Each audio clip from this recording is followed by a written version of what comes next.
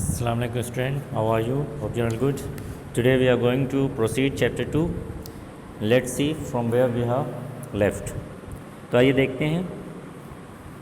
I had brown hair which were very dear to me. इससे पहले story में हम देख चुके थे कि जो ऑथर है वो काफ़ी परेशान हो चुके हैं बी ऐसे वर्ड से जो बी से स्टार्ट करते हैं. नेक्स्ट देखते हैं. इसमें कह रहे हैं कि मेरा जो बाल था वो ब्राउन था, भूरे कलर का था, जो मुझे बहुत ज़्यादा प्यारा लगता था. डियर मीन्स प्यारा. I got my head shaved. Got head shaved means बार को मुड़वा देना, यानी टकला, जिसे हम कहते हैं टकला बन जाना. तो यहाँ पर जो है जो ब्राउन हेयर जो ऑथर को बहुत ज़्यादा प्यारा था, उन्होंने उसको छिलवा दिया. So that I don't see the brown colour, ताकि मैं भूरे कलर को ना देख सकूं, क्योंकि ब्राउन कलर का पहला लेटर जो है वो भी बी से स्टार्ट करता है. A few months back. A few means कुछ, बैक पहले, कुछ महीने पहले. My father had bought a bakery. मेरे फादर ने एक बेकरी खरीदा. बोट बाई की सेकेंड फॉर्म है. Where I used to sit, जहाँ मैं बैठा करता था. इन द इवनिंग में, शाम में. आई टोल्ड माई फादर, मैं अपने फादर से बोला. आई कांट सिट अट, मैं नहीं बैठ सकता. At the bakery now. यहाँ पर देखिए बेकरी जो वर्ड है, इसके बी लेटर को बोलने से बच रहे हैं ऑथर, तो इसलिए बी ओमिटेड है एक्री से नाउ, इसलिए मैं अब नहीं बैठूंगा. पाते हैं नेक्स्ट पेज नंबर 16 पर.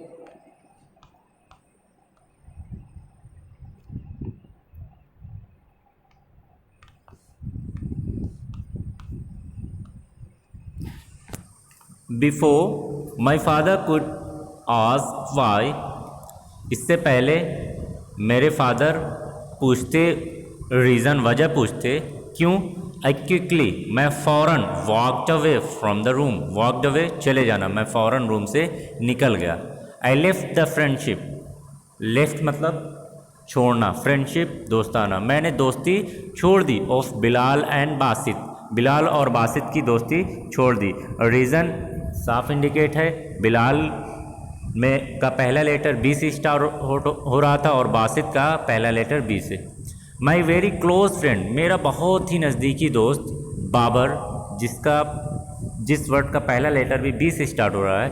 Was getting married. Was getting married means उसकी शादी होने वाली थी.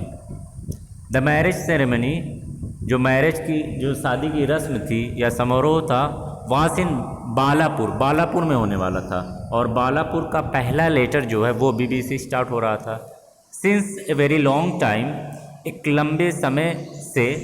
You haven't been out of the house, तुम घर से बाहर नहीं निकले हो. गो एंड अटेंड, जाओ और शामिल हो. योर फ्रेंड्स मैरिज, अपने दोस्त की शादी में. My father suggested means Rai the.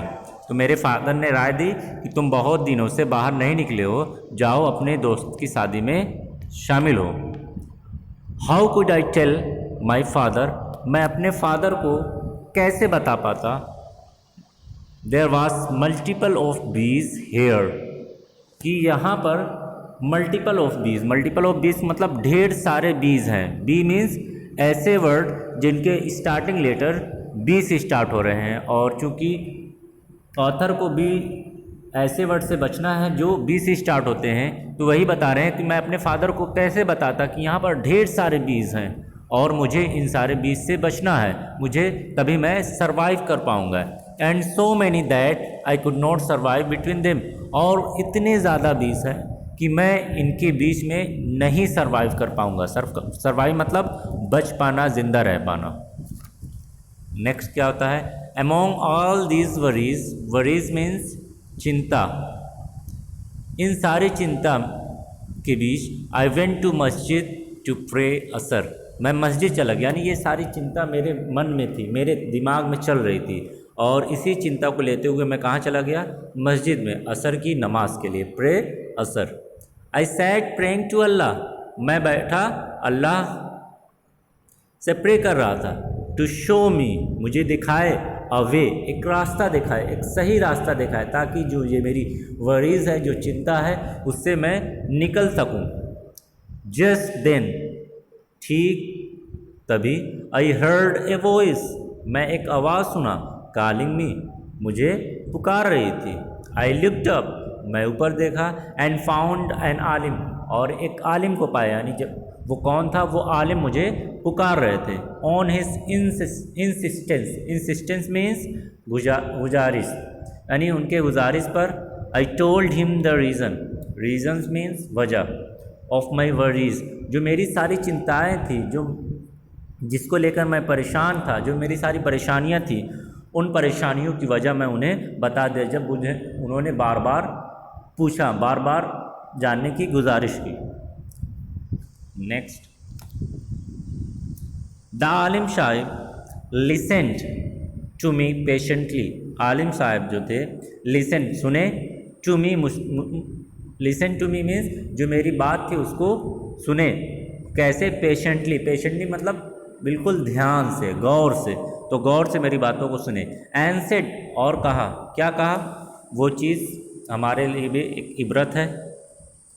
Whoever, जो भी, goes to an astrologer, astrologer के पास जाता है, and tries to find out about his future, और अपने फ्यूचर जानने की कोशिश करता है उनसे, एंड देन बिलीव्स इन, और भरोसा भी कर लेता है, यकीन भी कर लेता है, व्हाट द एस्ट्रोलॉजर सेज, जो एस्ट्रोलॉजर ने कहा है, देन, तब, he has ignored the sharia of Islam, तब उसने इस्लाम का जो शरिया है उसको खारिज कर दिया, उसको इनकार कर दिया। Even his prayer for 40 days, यहाँ तक कि उसकी जो नमाज है 40 दिन की, और वो भी बेकार हो जाती है, जो 40 दिन तक अदा की है।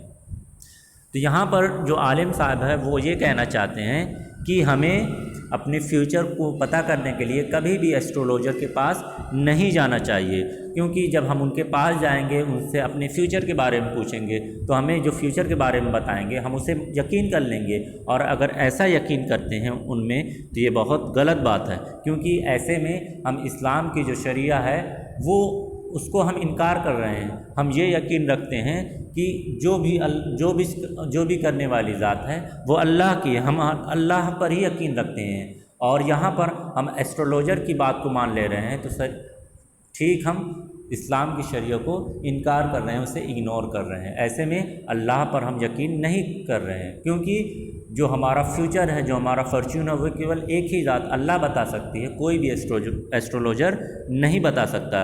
और दूसरी चीज़, अगर हमने उस एस्ट्रोलॉजर की बातों पर यकीन कर लिया तो ऐसे में जो पिछले 40 दिन की हमने नमाज पढ़ी वो बिल्कुल हमारी ज़ाया बेकार हो जाएगी। वॉइड मीन्स बेकार।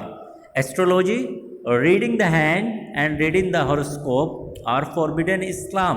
अब उसका रीज़न भी बता रहे हैं कि एस्ट्रोलॉजी या हैंड्स को पढ़ना, हैंड्स के पढ़ने पर फ्यूचर के बारे में डिपिक्ट करना, फ्यूचर के बारे में बताना, या हॉरोस्कोप को पढ़ना, हॉरोस्कोप जो बताया गया था, जो सितारे के झुंड है उसके बेसिस पर, उसके साइन के बेसिस पर फ्यूचर को बताया था, ये सारा इस्लाम में मना किया गया है और हमें इस चीज़ से बचना चाहिए। This is unseen knowledge, unseen अनदेखी जानकारी है, एंड अल्लाह नोज बेटर, और अल्लाह जो है वो सबसे अच्छा जानता है। अगर हम एस्ट्रोलॉजर की बातों पर यकीन करते हैं, एस्ट्रोलॉजर के तो पास कोई रियल नॉलेज तो थी नहीं, उसने हैंड को डिपिक्ट किया और उसी के बेस पर नॉलेज दे दी। ये हो सकता है सही भी हो सकती है, गलत भी हो सकती है, बट वो अल्लाह है जिसकी बात कभी गलत नहीं होती, जो हमेशा सही होता है। इसलिए हमें अल्लाह ताला पर यकीन रखना चाहिए, किसी एस्ट्रोलॉजर या किसी अनदेखी जानकारी पर कभी भी यकीन नहीं करना चाहिए। हमारा यकीन केवल एक अल्लाह में होना चाहिए। If somebody gives you proper guidance regarding some misconceptions, guidance means रास्ता, regarding बारे में, misconception means गलत सोच, गलत जानकारी, how will you react, तुम कैसे रिएक्ट करोगे? अगर इसी तरीके से तुम में कोई गलत सोच थी, या तुम्हारे मन में या तुम्हारे दिमाग में कोई गलत सोच थी, और इस गलत सोच को कोई सही रास्ता आपको दिखाकर बताता है कि नहीं ये चीज़ गलत है, आपको ऐसे नहीं ऐसे करना चाहिए, तो आपका रिएक्शन क्या होगा? आपको शुक्र अदा करना चाहिए कि जो अभी तक तुम जिस चीज़ के बारे में तुम्हें भ्रम था, गलत तरीके से सोच रहे थे, मिसकंसेप्शन था, उस पर उन्होंने रास्ता दिखा दिया। तो आज क्लास में पर टर्मिनेट करते हैं। ओके, अस्सलाम वालेकुम।